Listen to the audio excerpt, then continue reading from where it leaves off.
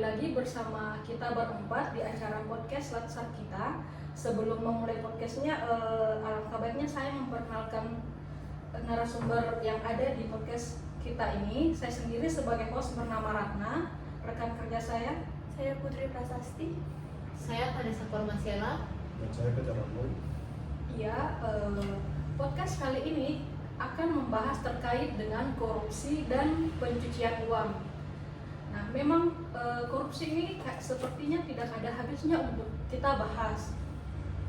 Teman-teman coba bayangkan saja, ada bantuan sosial senilai 10 miliar rupiah yang seharusnya sampai ke tangan masyarakat kita, tapi justru itu dinikmati oleh orang-orang melalui rekening perusahaan, misalnya beberapa dibelikan properti, mobil mewah, bahkan dicuci lewat bisnis yang kelihatannya sah. Iya, betul sekali, dan itu kenapa kita akan membahas tuntas terkait korupsi dan money laundry itu, karena keduanya itu seperti dua sisi mata uang yang sama-sama merampas hak masyarakat miskin terutama. Iya, di episode kali ini kita akan membahas 3 hal besar. Yang pertama itu kenapa isu ini bisa terjadi. Yang kedua, dampaknya apabila isu terkait dengan korupsi dan pencucian uang itu dibiarkan. Terus yang ketiga itu sebenarnya untuk menyelesaikan persoalan tersebut, apa sih solusi yang konkret yang bisa kita dorong, termasuk peran kita sebagai ASN. Sebelum kita masuk ke penyebabnya, mungkin kita perlu menyamakan persepsi terlebih dahulu. Sebenarnya apa sih hubungan antara korupsi dan pencucian uang? Banyak orang menganggap dua hal ini terpisah. Nah, ini pertanyaan penting. Korupsi itu kejahatan asal atau predicate crime, yaitu perbuatan menyalahgunakan wewenang untuk pribadi atau kelompok, misalnya suap, gratifikasi, markup anggaran, atau bahkan penyalahgunaan dana anggaran, terutama dana anggaran negara atau pemerintah.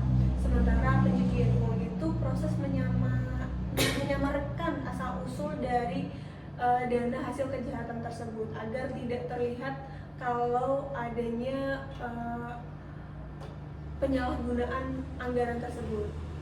Jadi boleh dikatakan kalau korupsi itu sebenarnya sumber airnya, dan pencucian uang itu saluran yang menyamarkan alirannya supaya tidak terlacak, bukankah begitu? Analoginya tepat sekali, karena prosesnya biasanya melalui tiga tahap. Ada placement, memasukkan uang hasil korupsi ke sistem keuangan; layering, memutarkan dana korupsi itu berlapis-lapis lewat transaksi, dan transaksi perusahaan atau ke aset di luar negeri supaya jejaknya itu tidak terlihat atau kabur. Dan yang terakhir itu mengembalikan dana itu ke pelaku dalam bentuk yang tampak atau dalam bentuk barang gitu kan, properti. Nah, tadi penjelasan dari Ibu Putri itu sangat menarik. Berarti kalau kita hanya menindak korupsinya tapi tidak memutus jalur pencucian uangnya, hasil kejahatan itu tetap bisa dinikmati pelaku. Dan ini yang sering luput dari perhatian publik ya, teman-teman.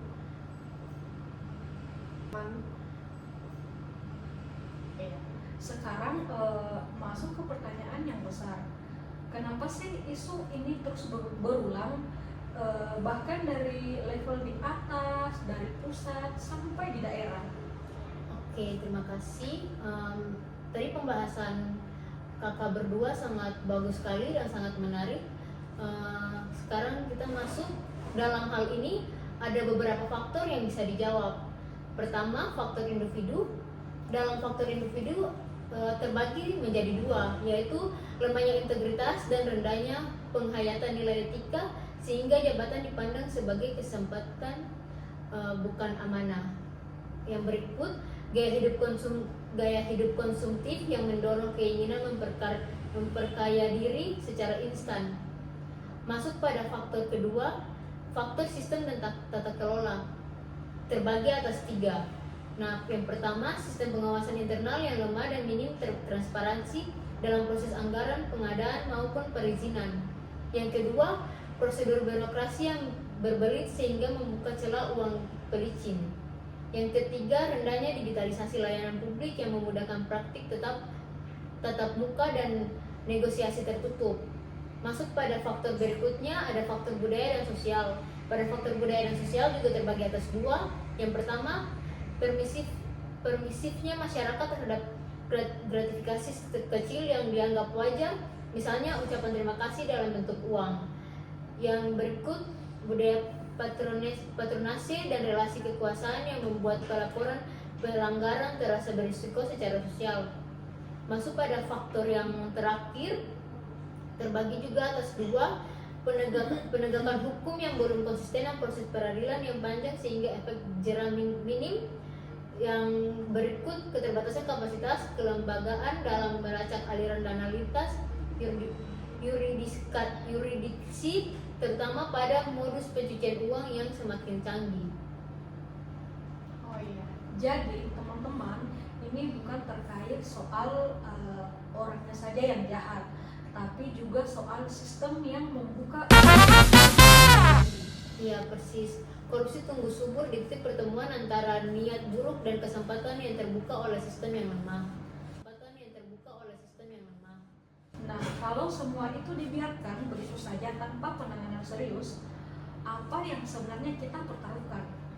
Ya, jadi pertanyaan saya kan, Bos, untuk dampak dari isu korupsi ini bisa sangat luas dan berlapis. Dan dampak ini bisa saya bagi menjadi 4 dampak. 4 dampak itu meliputi dampak ekonomi, dampak sosial, dampak kelembagaan, dan dampak kepercayaan publik. Untuk dampak ekonomi ini bisa ada terjadinya kebocoran anggaran negara dan mengurangi kualitas infrastruktur, layanan kesehatan dan pendidikan yang pada harusnya dinikmati oleh publik atau masyarakat. Yang dampak kedua ekonomi ini yaitu pencucian uang akan mendistorsi pasar, dan sebagai contohnya itu lonjakan harga properti akibat dana ilegal dan menghambat investasi sehat karena iklim usaha dianggap tidak transparan. Dampak yang kedua yaitu dampak sosial. Untuk contohnya itu meningkatkan kesenjangan karena sumber daya publik tidak sampai ke kelompok yang dibutuhkan. Kedua, menurunnya kualitas layanan dasar yang paling dirasakan oleh masyarakat berpenghasilan rendah. Untuk dampak ketiga dari korupsi ini yaitu dampak kelembagaan.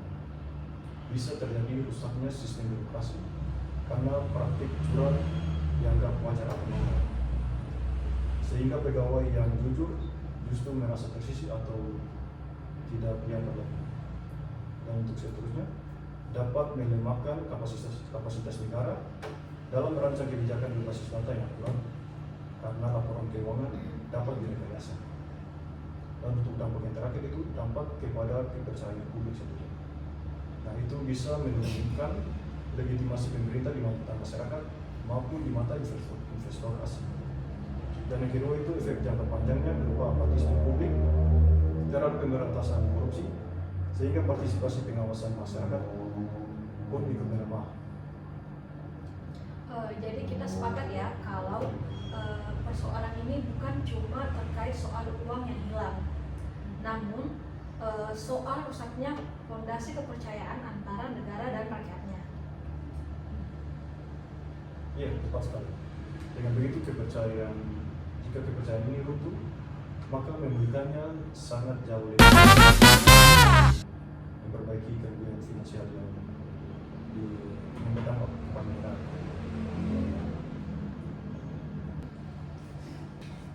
Dan sekarang kita masuk ke bagian yang paling ditunggu, yaitu apa saja langkah penyelesaian yang bisa kita dorong bersama untuk mengatasi atau memperbaiki isu korupsi dan pencucian uang ini. Iya, baik, saya akan menambahkan dari teman-teman. Sebenarnya untuk menyelesaikan persoalan tersebut, kita bagi pendekatannya menjadi beberapa yaitu terkait dengan pendekatan pencegahan, penindakan, dan penguatan peran individu khususnya ASN.